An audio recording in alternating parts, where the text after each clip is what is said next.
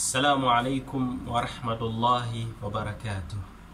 الحمد لله والصلاة والسلام على رسول الله وعلى آله وصحبه ومن والاه وبعد.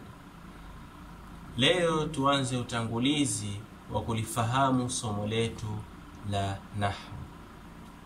Nini nahwu? Tunapozungumza nahwu tunazungumzia kitu gani? Ndani ya video hii ya dakika zisizozidi 5 utafahamu nini nahwu. Nahwu ni somo litakalo kuwezesha wewe msomaji kufahamu namna ya kuweka shakli maneno mwisho wake. Tutafahamiana. Mfano, ndani ya Qur'ani kuna aya inasema hivi: Qul huwa Allahu ahad.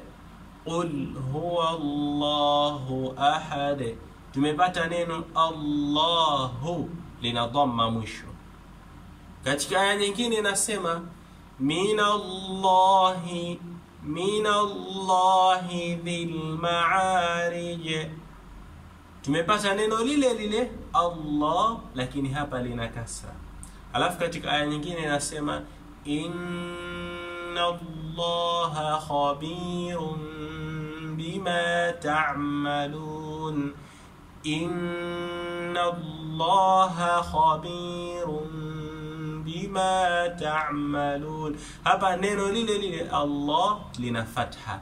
Sasa kitu gani kilichosababisha kule mwanzo iwe Allahu limeishia dhamma? Sehemu ya pili tukaona limeishia kasra, neno lile lile. Sehemu ya tatu limeishia fatha. Kitu gani kitakachokujulisha?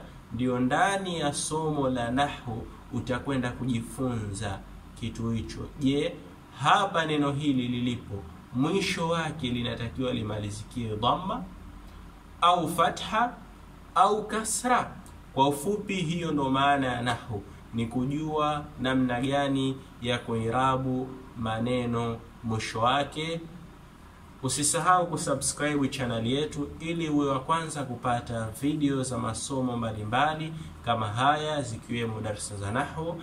Weka comment yako hapo chini kama umefahamu darasa hii. Vile vile kama una swali uliza hapo chini, au moja kwa moja jiunge ndani ya group letu la WhatsApp ambalo utauliza na kujibiwa.